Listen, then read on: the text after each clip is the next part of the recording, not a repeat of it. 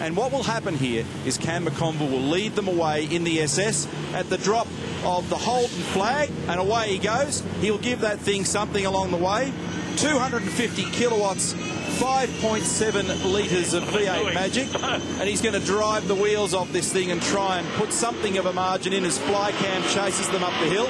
Brock's away in the A9X Torana, the 4-speed, and what a difference 25 years makes. 308 V8, 380 horsepower, fed by a carburettor. There are only 33 of these things constructed, and this car finished second in the Touring Car Championship of 1979, and then away goes Skaife. Now, it's about a 10-second margin, McConville to Brock, and then it's a 20-odd second margin back to Skaife. And so this gives you an idea of how much of a margin Skaife has to make on this bloke.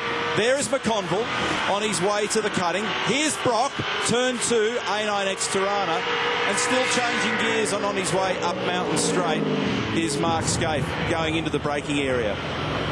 Now let's see whether we can establish some chat with these gentlemen. We can see on screen there Mark Skaife. Good afternoon, can you hear us? I've got you, Crompo. Well, the task is ahead here, mate. You've got cold tyres, but you've got 2004 technology under your backside. Are you going to be able to catch McConville and Brock?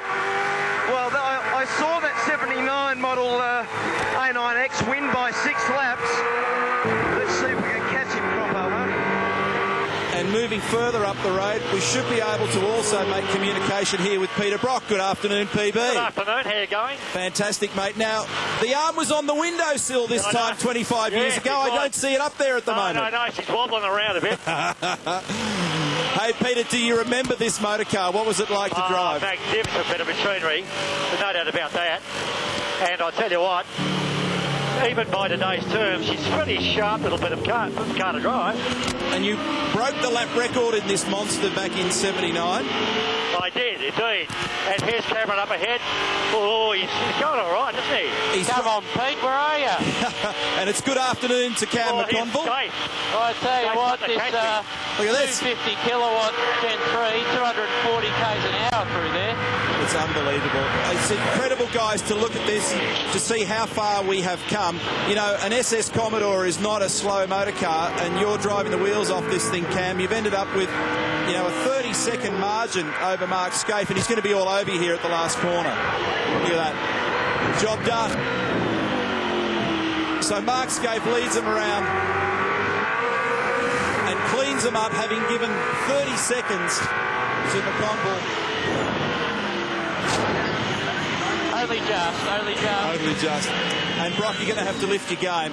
I absolutely am. But I enjoyed that. I tell you, this car was just beautiful to drive, really. And guys, it's really remarkable what we now do with V8 Supercars relative to what were the monster cars of the late 70s and early 80s.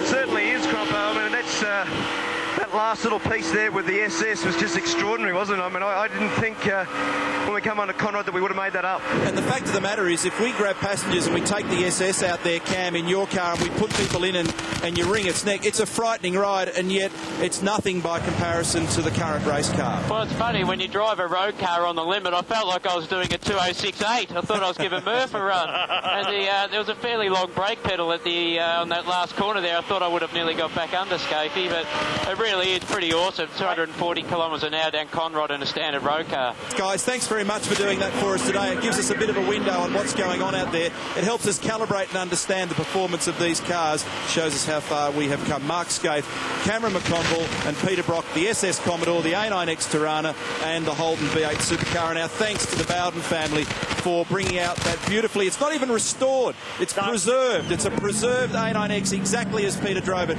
in 1979. So thanks to the family.